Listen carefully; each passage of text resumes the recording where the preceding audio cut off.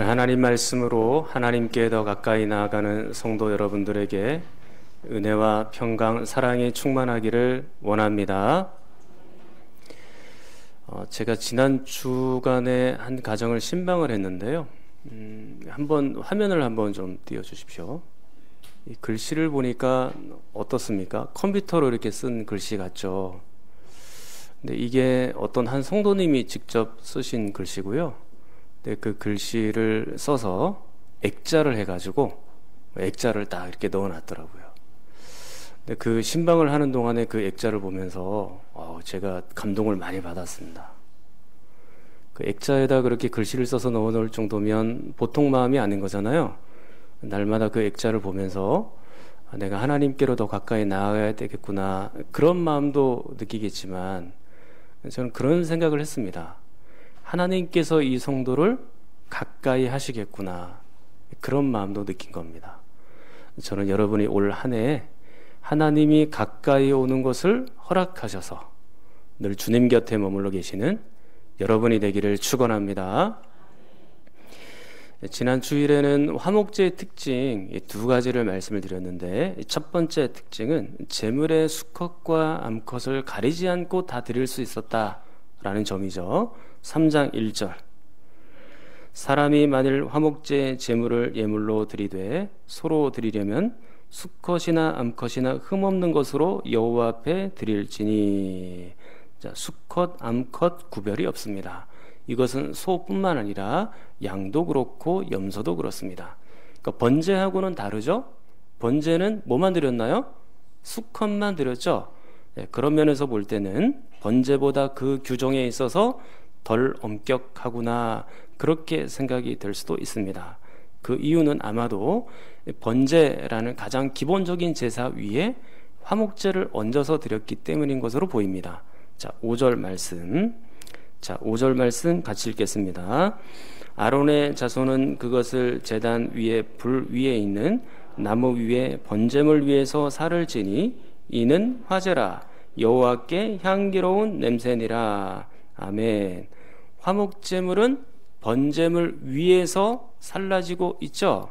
그러니까 이 번제라는 기본적인 제사, 그것은 하나님과의 만남을 의미하는 것이니까 그 기본적인 제사 위에 화목제를 더 얹어서 즐거움과 기쁨을 더 얹어서 드리고 있기 때문에 지금 이 화목제 같은 경우에는 암컷, 수컷 구별하지 않고 동시에 다 드릴 수 있는 것으로 그렇게 생각해 볼 수 있습니다. 자, 두 번째, 이 화목제 특징은 선택적인 제사이죠. 번제 같은 경우에는 선택의 여지가 없습니다. 그건 의무적으로 드려야 되는 것이에요.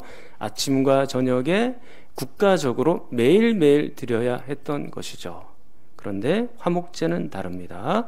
화목제는 선택적입니다.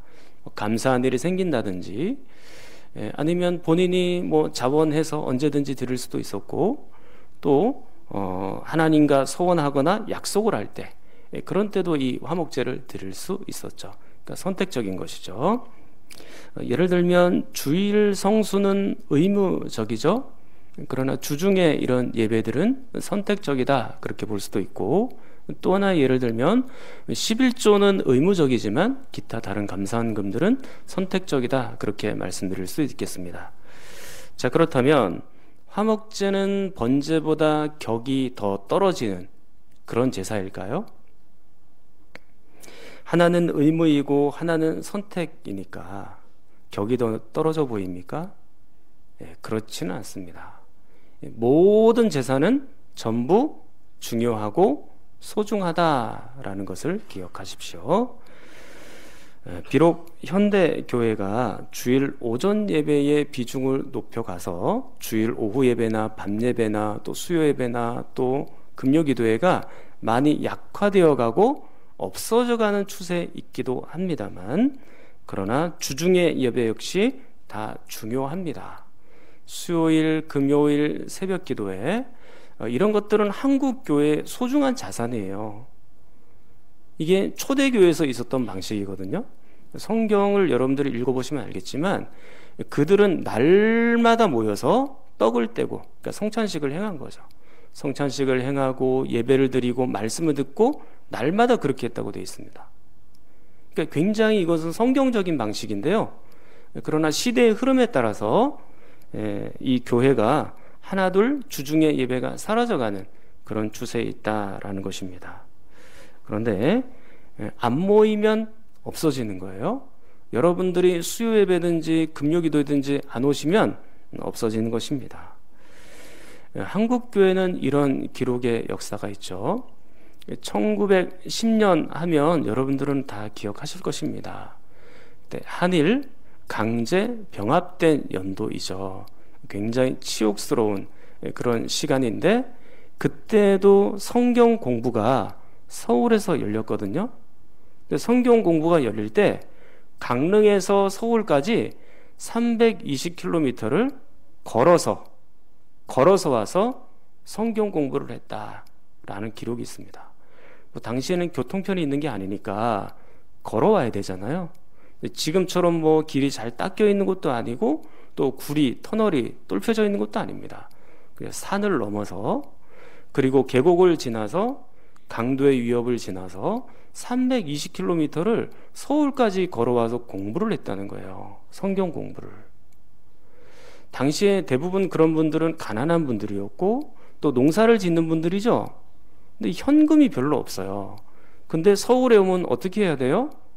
등록비를 내야 되죠. 거기서 자야 되죠. 먹을 것도 먹어야 되죠. 돈이 필요해요. 그러니까 몇 달씩 돈을 다 저축을 해가지고 농업도 생업도 들이젖혀놓고 성경 공부하러 온 겁니다. 그냥 볼일 보러 왔다가 성경 공부나 할까? 이 정도가 아니죠. 성경 공부만을 위하여 320km를 걸어서 거기까지 간 겁니다. 그러니까 우리 믿음의 선배들은 하나님의 말씀에 대하여 그리고 예배에 대하여 이런 열정이 있었다는 거죠. 가난하고 못 먹던 시절에도 그렇게 하나님의 말씀들을 배우기 위해서 최선을 다한 겁니다. 근데 그거에 비하면 우리는 지금 얼마나 편하게 신앙생활하고 있어요? 버스가 없어요. 전철이 없어요. 운전을 못해요. 밥도 잘 먹고 다니고 그렇게 지내죠. 이렇게 편하게 예수 믿고 예배드리는데 신앙의 선배들보다 10분의 1만 노력하면 금요 기도에 살리겠다. 그런 생각이 듭니다. 물론 우리 교회도 이런 분들이 있죠. 우리 교회에서도 성경 공부가 열리기를 사모하는 분들이 있고 예배를 기뻐하는 분들이 있고 한 번이라도 더 우리 교회 주변에서 예배를 드리기 위하여 충분히 본인이 이사갈 수 있는 여건과 상황이 됨에도 불구하고 만수동에서 계속 머물러서 예배드리는 그런 분도 계십니다. 물론 이런저런 사정으로 어쩔 수 없이 멀리 이사를 가셨지만 우리 교회를 사랑하고 예배를 사랑하는 마음으로 이곳에서 지금 예배를 드리는 분도 감사한 일이죠. 사랑하는 여러분, 여러분들이 정말로 예배를 사랑하시면 좋겠습니다. 그리고 또 하나 책임감을 가지고 예배에 참석하십시오. 그것은 교회도 사는 일이고 여러분 자신도 사는 일이에요. 예배를 전적으로 사모하고 예배드리는 것을 기뻐한 분들이 망했다, 인생이 안 좋아졌다, 그렇게 말하는 것을 저는 들어본 일이 없습니다. 예배를 드리는 것은 교회만 사는 일이 아니라 여러분 자신이 사는 일이다라는 것을 꼭 기억하십시오. 어떤 행사가 있을 때 뒤에 회의도 있고 또 여러 가지 진행도 해야 될 행사가 있을 때 그 앞에 예배를 드릴 때 그 예배를 그냥 요식행위처럼 드려지는 경우가 있잖아요. 그거를 제가 굉장히 싫어하죠. 그런 방식을. 물론 예배의 길이가 짧아질 수 있습니다만 뒤에 있는 회의를 생각하고 행사를 생각하면서 예배에 집중하지도 못하고 말씀을 듣지도 않고 그런 것은 제가 바라는 바가 아니고 그건 하나님께 기만하는 예배입니다. 그건 예배가 아니죠. 하나님 받으시지를 않습니다. 그런 예배는. 그러니까 예배를 드릴 때 자꾸 뒤에 행사 생각하고 그 다음에 자꾸 뭐 회의할 거 생각하고 그러면 하나님 예배 기뻐하시지 않으세요. 그 예배조차 하나님은 기뻐하시고 좋아하시는데, 그 예배, 짧은 예배지만 그 예배를 하나님이 받으시려고 하는데 우리가 그런 식으로 집중해서 예배드리지 못하면 하나님은 원하시는 예배가 아닌 거죠. 화목제가 비록 선택적이기는 하지만 번제에 못지않은 아주 매력적인 제사인 것처럼 주일 오전 예배만 중요한 게 아니라 모든 예배가 다 소중하고 중요하다라는 생각을 여러분들이 가지십시오. 가정 예배조차 중요한 거예요. 가정 예배 드릴 때 10분, 15분 예배를 드리지만 그 시간도 지금 주일 오전 예배 못지않게 중요한 예배입니다. 자, 화목제를 드릴 때 오늘은 세 번째 특징을 말씀드리도록 하겠습니다. 세 번째 특징은 감사와 즐거움과 축제의 예배라는 것을 기억하십시오. 우리가 이미 보기는 했습니다만 화목제는 기름이나 콩팥이나 간을 태워서 드리는 예배였잖아요. 근데 고기는 태우지 않았죠. 고기는 어떻게 할까요? 제사장의 몫으로 일부 돌아가고, 그리고 예배를 드리러 오는 사람이 도로 가져가서 이웃들과 함께 나누어 먹습니다. 자, 성경 레위기 7장 33절 34절 같이 읽겠습니다. 아론의 자손 중에서 화목제물의 피와 기름을 드리는 자는 그 오른쪽 뒷다리를 자기의 소득으로 삼을 것이니라. 내가 이스라엘 자손의 화목제물 중에서 그 흔든 가슴과 든 뒷다리를 가져다가 제사장 아론과 그의 자손에게 주었나니 이는 이스라엘 자손에게서 받을 영원한 소득이니라. 아멘. 여기서 보면 아론과 그의 자손이 나오죠. 아론은 모세의 형입니다. 근데 아론과 자손들을 통해서 하나님께서는 제사장을 삼으셨죠. 제사장은 어떤 사람이에요? 제사를 전문적으로 주관하는 사람이죠.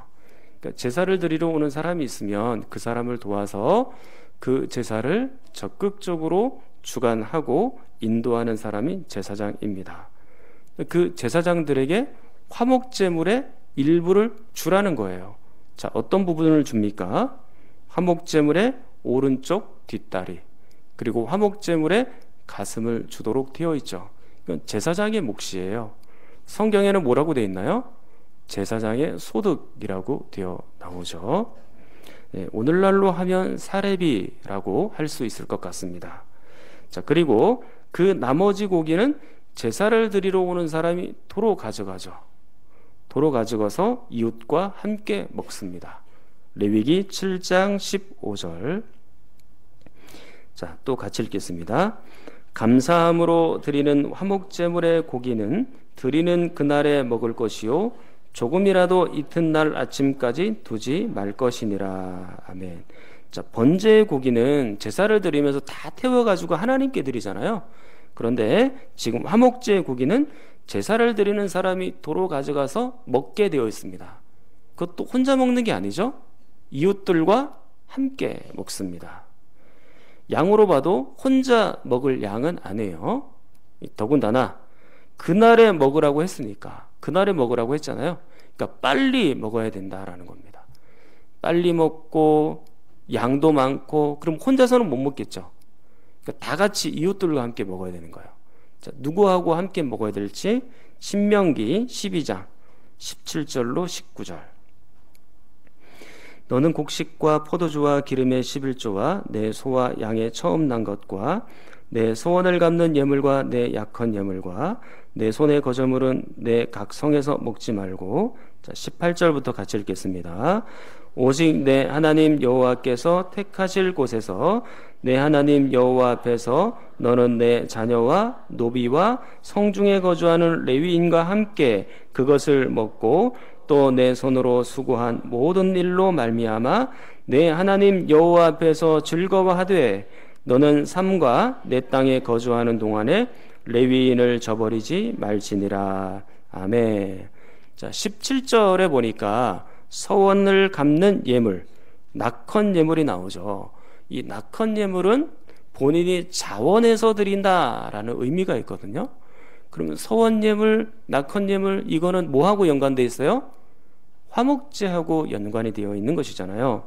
그러니까 이 화목제 제물, 그 고기를 어떻게 하고 있냐면 먹는 사람들이 나오죠. 자, 18절에 보니까 제사를 드리는 사람에 누가 나와요? 자녀들이 먹고, 또 누가 먹습니까? 자신의 장막에서 함께 거주하는 노비가 먹고, 또 누가 먹습니까? 하나님의 일들을 전문적으로 감당한 레위인들이 함께 나누어 지금 먹고 있는 것이죠. 자, 그러면 번제는 고기조차 전부 태워서 하나님께 드려지지만 화목제 제사 같은 경우에는 전부 이 콩팥이나 간이나 기름만 하나님께 태울 뿐 고기는 그렇게 하지 않았잖아요. 고기를 사람들과 함께 나누어 먹고 있잖아요. 왜 고기를 그렇게 사람들과 나누어 먹는가? 그것은 화목제 제사가 축제이고 즐거움이고 기쁨이기 때문입니다. 그걸 상징하는 거예요. 자, 18절 끝을 한번 다시 보십시오. 신명기 12장 18절 끝에 보니까 내 하나님 여호와 앞에서 어떻게 되어 있습니까?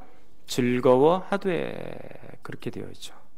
그러니까 화목제 예배를 드린 이후에는 가정으로 도로 가져가서 이웃들과 특히 약한 사람들과 함께 나누어 먹으면서 함께 즐거워하고 축제를 벌이는 겁니다. 신명기 27장 7절에도 이렇게 되어 있거든요. 같이 읽겠습니다. 또 화목제를 드리고 거기에서 먹으며 내 하나님 여호와 앞에서 즐거워하라. 아멘. 그렇죠. 화목제라는 것이 그 고기를 이웃과 함께 나누어 먹으면서 여호와 앞에서 감사하고 즐거워하고 축제로 벌이는 그런 예배, 그런 식사라는 것을 알 수 있습니다. 자, 그러면 여기서 또 이런 질문이 나올 수 있죠. 화목제를 드리면서 왜 즐거워해야 됩니까? 그것이 축제가 되는 이유가 무엇입니까? 단순히 사람들과 함께 나누어 먹기 때문인가요? 그것보다 더 깊은 의미가 있고요. 오늘은 첫 번째 의미만 한번 살펴보도록 할게요. 첫 번째, 그 축제가 되는 이유는 하나님과 우리가 화목하게 되었기 때문입니다. 하나님과 우리가 화목하게 되었기 때문입니다. 이 화목제라는 단어 자체가 샬롬, 평강, 화목 뭐 이런 단어들하고 계속 연결이 되잖아요. 그래서 하나님과 화목하게 되었다라는 의미입니다.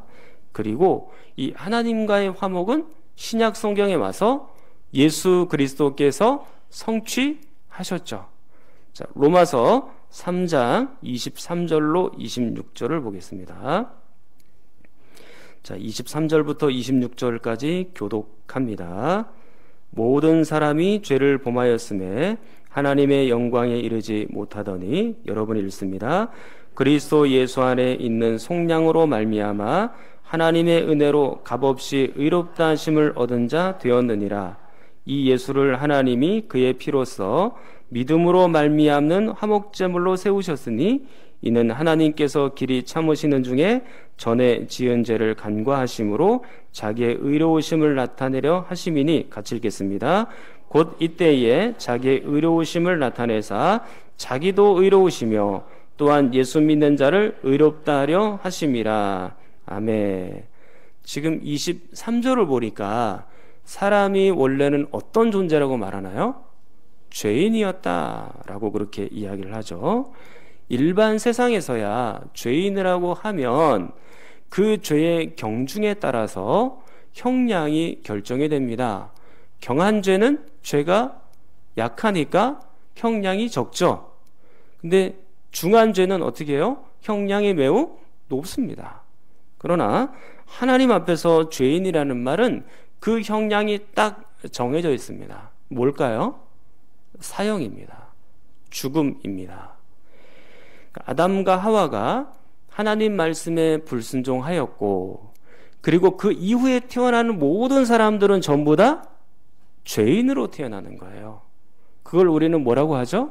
원죄라고 합니다. 근데 원죄만 있는 것이 아니라 그 원죄가 있음으로 인하여서 우리가 생활 속에서 계속해서 지어가는 죄가 있죠. 말로써, 생각으로써, 삶으로써 죄를 지어가는데 그걸 자범죄라고 하는 겁니다. 그래서 원죄 플러스 자범죄. 이러한 죄가 있기 때문에 우리는 당연히 사형일 수밖에 없는 겁니다. 죄인이고 사형이죠. 그래서 하나라도 율법을 어기면, 또 하나라도 우리 마음속에 불순한 생각을 갖고 있으면, 그리고 하나라도 말에 실수가 있으면 다 죄예요. 그리고 그것은 죽음이라는, 사형이라는 죄에 처해지게 되는 거죠. 성경이 그렇게 말씀합니다. 그렇기 때문에 그 원죄와 자범죄를 가지고는 하나님과 화목할 수도 없고 하나님께 가까이 갈 수도 없으며 천국 백성이 될 수도 없는 거죠. 구원 못 받는다는 거예요. 그래서 로마서 3장 23절 말씀은 모든 사람이 죄를 지었기 때문에 하나님 영광에 이르지 못했다라는 의미는 모든 사람이 죽음 상태에 있다라는 얘기예요. 로마서 5장 10절에서 우리는 하나님과 원수 되었다라는 것을 발견하게 되죠. 그리고 에베소서 2장 1절에 보면 우리가 허물과 죄로 죽었다라고 표현하죠. 사형 선고를 받은 거죠. 그리고 에베소서 2장 3절에 보면 본질상 우리가 어떤 자입니까? 진노의 대상이었다라고 말합니다. 죽음입니다. 사형이 확정된 것이죠. 그런데 이 사형이 확정된 사람들에게 로마서 3장 24절에서 보니까 인간이 어떻게 변했다고 말합니까? 의인으로, 의로운 사람으로 변했다라고 그렇게 말씀하고 있죠. 즉 하나님께 가까이 갈 수 있는 사람, 그리고 하나님과 화목된 사람, 그리고 천국 백성, 그런 존재가 되었다라고 말합니다. 자, 어떻게 이런 일이 일어나게 된 겁니까? 3장 25절 말씀을 보니까 이렇게 되어 있습니다. 같이 또 읽겠습니다. 이 예수를 하나님이 그의 피로써 믿음으로 말미암는 화목제물로 세우셨으니, 거기까지 읽겠습니다. 어떻게 의롭게 되고 어떻게 우리가 구원받는 존재가 되었습니까? 예수 그리스도께서 화목제물처럼 죽어주셨기 때문이다, 그렇게 말씀하죠. 그래서 우리의 모든 죄가 용서를 받았죠. 죄인에서 의인이 된 겁니다. 그리고 하나님과 화목하게 된 겁니다. 자, 요한일서 2장 2절 말씀, 그는 그렇게 됐는데 예수 그리스도입니다. 자, 한번 읽어보겠습니다. 그는 우리 죄를 위한 화목제물이니 우리만 위할 뿐 아니요 온 세상의 죄를 위함이시라. 아멘. 자, 예수님은 온 세상 죄를 위한 화목제물이죠. 우리가 이미 교동문을 통해서 읽었습니다만 요한일서 4장 10절을 또 보십시오. 같이 또 읽겠습니다. 사랑은 여기 있으니 우리가 하나님을 사랑한 것이 아니요 하나님이 우리를 사랑하사 우리 죄를 속하기 위하여 화목제물로 그 아들을 보내셨음이라. 아멘. 자, 여기서도 보니까 우리 죄를 속하기 위하여 화목제물로 그 아들 예수님을 보내셨다, 그렇게 되어 있죠. 그러니까 예수님의 이 화목제 제사를 통하여 우리의 죄가 용서를 받고 우리는 의인이 되었으며 하나님과 화목된 존재가 되었다라고 말씀합니다. 어떤 학자들은 화목제 제사의 즐거움과 축제를 너무나도 강조한 나머지 이 속죄의 기능을 많이 강조하지는 않아요. 그러나 지금 여러분들이 신약 성경을 찾아본 결과 로마서 3장이나 요한일서 이 말씀을 보니까 속죄에 대해서 굉장히 많이 나오죠. 화목제물과 속죄, 그리고 죄의 용서를 계속해서 강조하고 있지 않습니까? 물론 화목제는 즐거움과 축제예요. 그러나 하나님 앞에서 우리의 죄를 용서받지 않고는 하나님 앞에서 축제도 없고 즐거움도 없습니다. 마찬가지죠. 올해 우리에게 표가 무엇입니까? 하나님 말씀으로 하나님께 더 가까이 나아가는 성도 아닙니까? 우리가 계속해서 죄를 짓고는 하나님께 가까이 나아가서 그 하나님 앞에서 즐거움을 누릴 수가 없는 것이에요. 우리의 말이 여전히 험악하고 나의 생각은 죄로 물들어 있고 나의 삶은 여전히 정직하지 못한 삶인데 어떻게 하나님께 가까이 가서 축제적인 삶을 살 수 있겠습니까? 불가능한 일이죠. 그저 단순히 돈만 많다고 성공했다고 온갖 수단 가리지 않고 세상 권력을 차지하고 명예를 얻었다고 해서 그것을 축제의 삶이라고 표현할 수 있겠습니까? 그것은 축제가 아닙니다. 죄를 지으면서 돈을 많이 벌고 성공했다면 그것은 축제도 아니며 하나님이 주신 복도 아닙니다. 그것은 오히려 죽음의 잔치죠.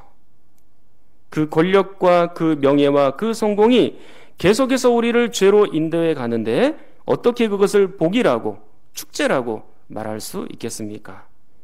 그러므로 죄의 해결이 되지 않으면 축제도 없는 거예요. 화목제는 바로 이 죄의 해결도 있고 그렇기 때문에 즐거움이 되고 축제가 되는 거죠. 이 일을 근본적으로 성취하신 분이 누굽니까? 예수 그리스도시죠. 자, 로마서 5장 10절입니다. 자, 똑같이 읽겠습니다.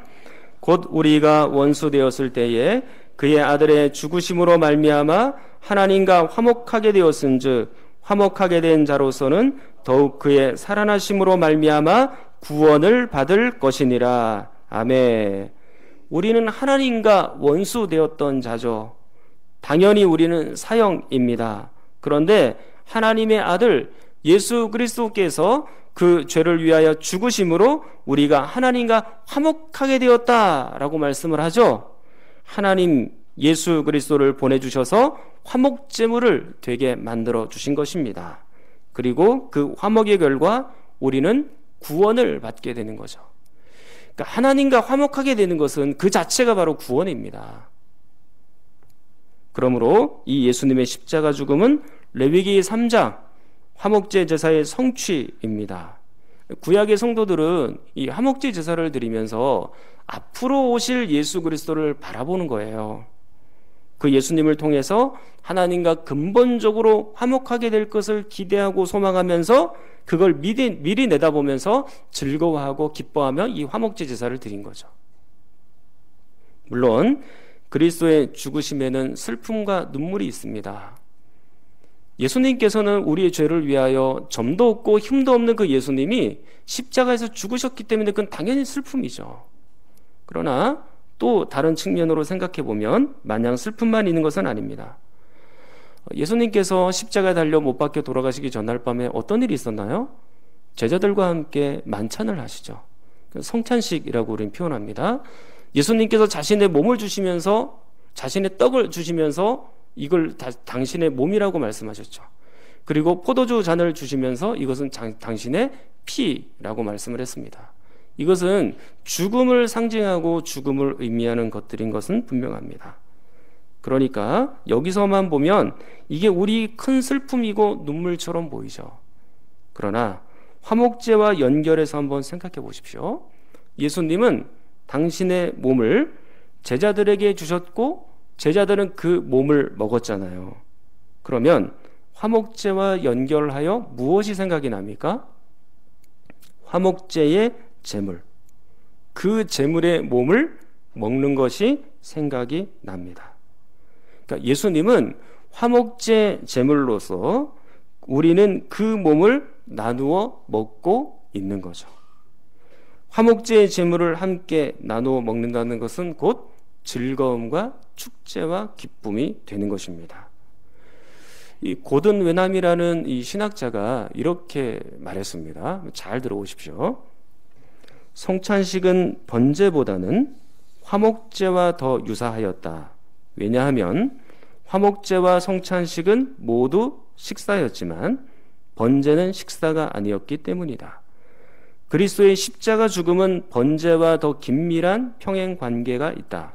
그렇지만 그리스도께서 자신의 제자들과 살과 피를 나누신 것은 화목제와 더 긴밀한 평행 관계가 있다. 이렇게 얘기를 했습니다. 그러니까 번제는 예수님의 십자가 죽음과 연결이 되고 성찬식은 화목제와 연결이 된다는 거예요. 왜냐하면 화목제는 식사니까. 그러니까 성찬식은 화목제물처럼 예수님의 몸을 서로 나누어 먹었다는 거죠. 그러므로 그것이 곧 즐거움이 되고 기쁨이 되는 겁니다. 그러므로 성찬식은 양가 감정이 있는 거예요. 기쁨과 눈물, 그리고 아픔과 즐거움 같이 있는 겁니다. 나의 죄로 인해서 한없는 죄송함과 부끄러움이 있습니다만 동시에 그 죄를 용서받는다는, 그리고 하나님과 화목하게 된다는 그 기쁨과 즐거움이 함께 공존하는 거죠. 그래서 이 모든 일을 누가 성취하신 거예요? 화목제 제사를 예수 그리스도께서 성취하셨다라는 얘기입니다. 자, 이제 결론입니다. 화목제 세 번째 특징은 감사와 즐거움과 축제라고 했습니다. 왜 감사가 되고 즐거움이 되고 축제가 되나요?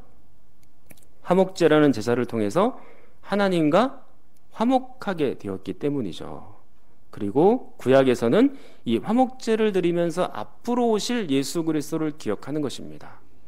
구약에서야 어쩔 수 없이 지금 화목제를 계속해서 반복해서 드릴 수밖에 없지만, 이제 예수 그리스도께서 오시면 그 예수님이 완전한 화목제물이 되어주셔서 단번에 우리의 죄를 용서해 주시고 단번에 하나님과 우리를 화목하게 하시기 때문에 더 이상 화목제 제사를 드릴 필요가 없는 거예요.